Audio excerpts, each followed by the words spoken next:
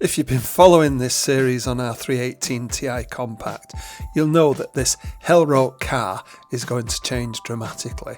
We've already put some modifications on and it's got great wheels and tyres. And it looks good from far, but near it looks far from good. The paint has suffered over the years and the lacquer has peeled dramatically. We've come to the conclusion that we needed to repaint it, and we decided that it was going to become a homage to a M3 GT. In the last episode we've stripped it out, and in this episode we're going to carry on with getting it masked up, getting it in primer and starting to get that lovely racing green paint on it. It's going to be painted in stages, and as you've seen, we are masking some areas now so that we can do some of the interior bits first. And it is fiddly, and this back masking technique can be a pain. And if you make a mess of it, just start again. More tape you use, the better at the end of the day. The final finish of your paint is going to be purely down to how well you've sanded it. Now, to get some of this rough clear coat off, we're using 180 and 240 grit, which is fairly hefty and will leave sanding marks. So once we've got to that level, we'll move up probably to 400 and then to 600 or maybe even 800 to get it as smooth as possible. We're going to put a sealer coat on it of an epoxy primer. That has two benefits. One, it also prevents corrosion because it does have some anti-corrosive properties to it. But second, it'll give it a surface that will look similar to your finished surface if you then don't attend to any of the marks and things. So we'll probably get some guide coat on it, sand it down a little bit more, and may even put a second coat of epoxy primer on it before we get to the colour coat. So we're having a big push on sanding today to make sure there's no sanding marks anywhere. We're also going to do some filler work on bits where we've done some rust busting, so that's all ready to go. And then we're going to put paint on the door jambs, on the back, and some of the loose items like the bumper. So in doing some of the filler work, you need to be aware what we're using are three main types. We've got the heavier stuff that's actually got fiberglass reinforcing for where there's any bigger holes that we would have otherwise have welded. We've got the light sand. This is great for the small marks and things and stone chips and such like. Put this in, it goes off very quickly and then you can just sand it away. And when you find some marks that are really annoying and very, very small, use a bit of knifing putty and just smooth it on. It's worth mentioning, you do get these for mixing and everything, but we found if you get a card, plastic, it tends to be a bit kinder as you're putting it on. As we're doing some scratches and light dents, we're going to use the light sand at the moment, so I'm going to mix some up and away we'll go with it. This light sand, it's actually 2%, so 1 part of that to 50 of that, but you're okay to just generally judge it. Thing you need to be aware of though, it goes off or starts going off after about 7 minutes. It's only workable for that, so if you put too much hardener in, you're shortening that time. Let's get some mixed.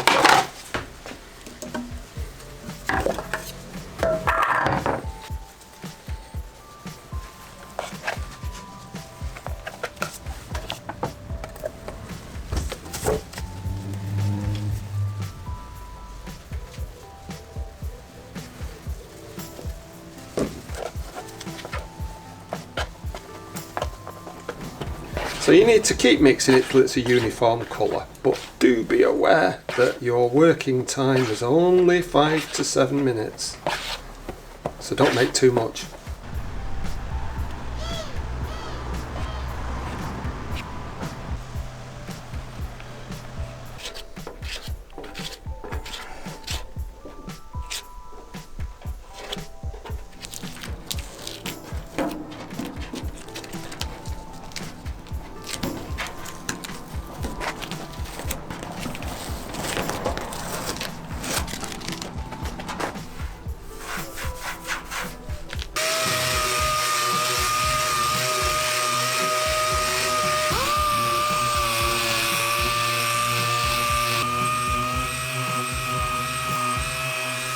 So we've got the sticky side out all the way around, apart from the bottom, which you couldn't do that way.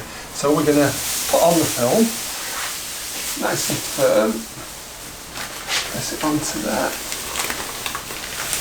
And down the sides, pull it tight.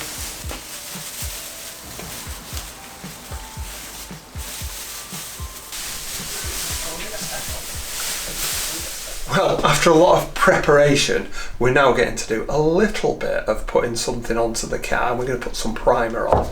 We're going to use this Novol anti-corrosion epoxy primer.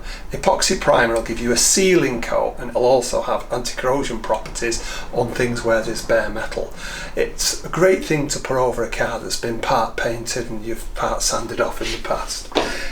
The one that we've got is a hardener where it's a 1-to-1 mix, so we don't need to worry about what quantities of which we put in. We just put the same amount. We'll run an A&I F160 gun, which is lovely. It's a 1.2 nozzle. We'll run it at about 25 psi, and we'll adjust so that we get a flow and a fan that works with it. Let's get the primer mixed up and we'll put it on the bits that are required.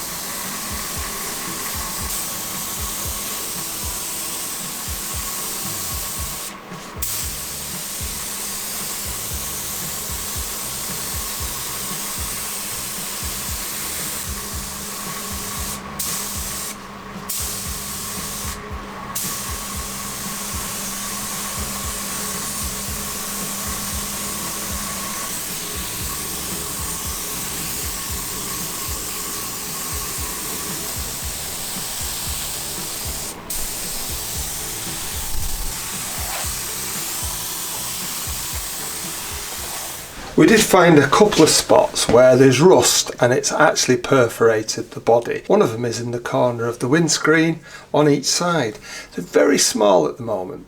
So what we've done is we've wire wheeled them back so that we can see shiny metal. We've actually put some rust treater on, and then we've sprayed them with epoxy primer. Now we know this isn't going to be a permanent fix, but it should last for a good 5 to 10 years without us needing to worry about it. What we don't want to do is make the job bigger than we can actually chew at the moment. We don't want to be stripping all the liner out and welding sections into the roof. That's far beyond what we want to do at the moment. So what we're going to do is we're actually going to fill the holes with fiberglass filler. So the holes themselves are going to have a good wedge of fiberglass filler in, and then we're going to put some of the fine smooth sanding filler over the top of it. Show you what this looks like.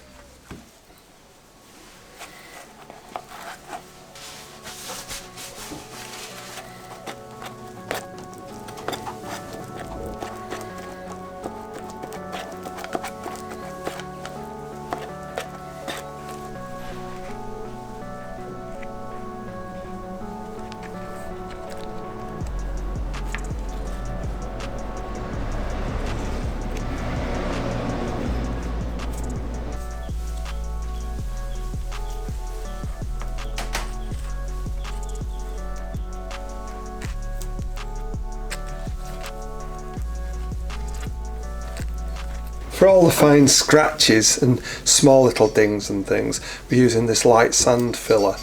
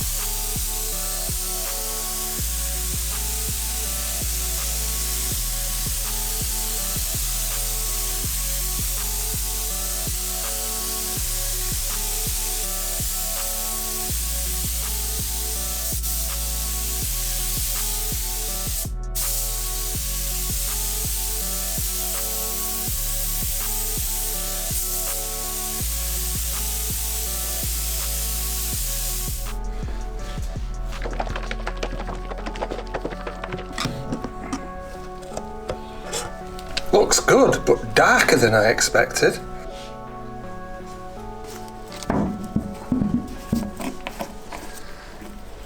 So I'm going to mix up the paint. We've got a 2K top coat gloss. What that means is it's got the colour and the gloss, or the clear coat, all together. There are advantages and disadvantages. The advantage is you're only spraying one thing.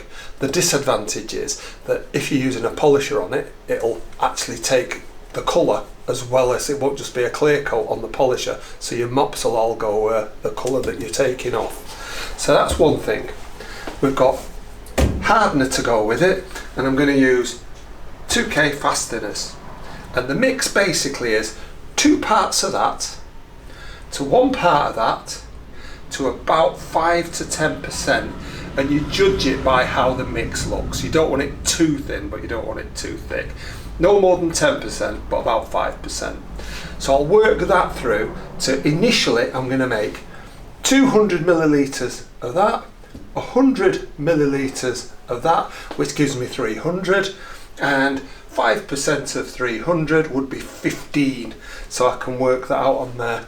10% would be 30, so between the 315 and 330 is where I should end up. Handy tip that I saw was if you put tape and make yourself like a little funnel at one end of the can, it makes far less of a mess when you're pouring it out. Now this is a humongous can, so I'm a bit concerned about it, but we'll see how we go. You get it tight on so that it only pours out there, supposedly.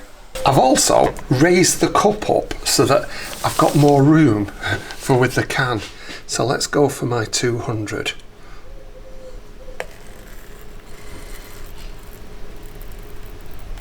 I put a little bit much out, but it's 220, so I'm going to put 110 of hardener in now, so I'll take it up to, where are we? To 330.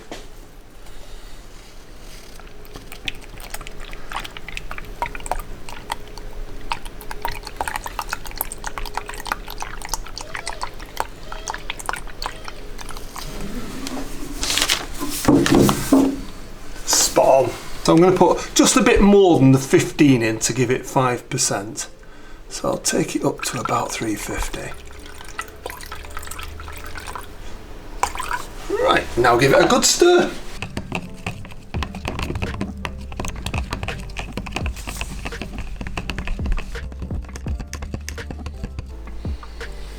And they reckon if you're getting to drips very soon, you've got to mix about right.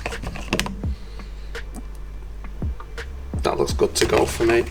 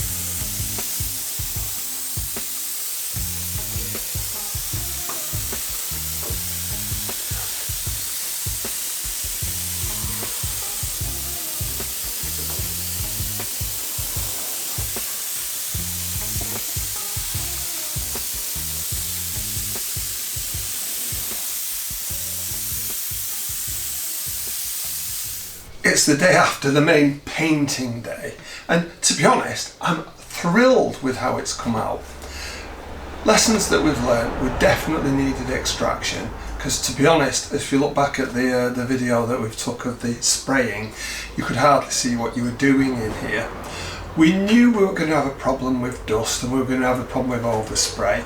We do fully intend to give a good machine polish to everything, and I think with a good machine polish it will be an adequate finish. We're not going to have a showroom shine finish, but it's really not going to be bad. It was hard work. Today anyway, I'm going to do some masking. I might even do a bit of putting some bits together. We've still got a long way to go with this, but so far so good.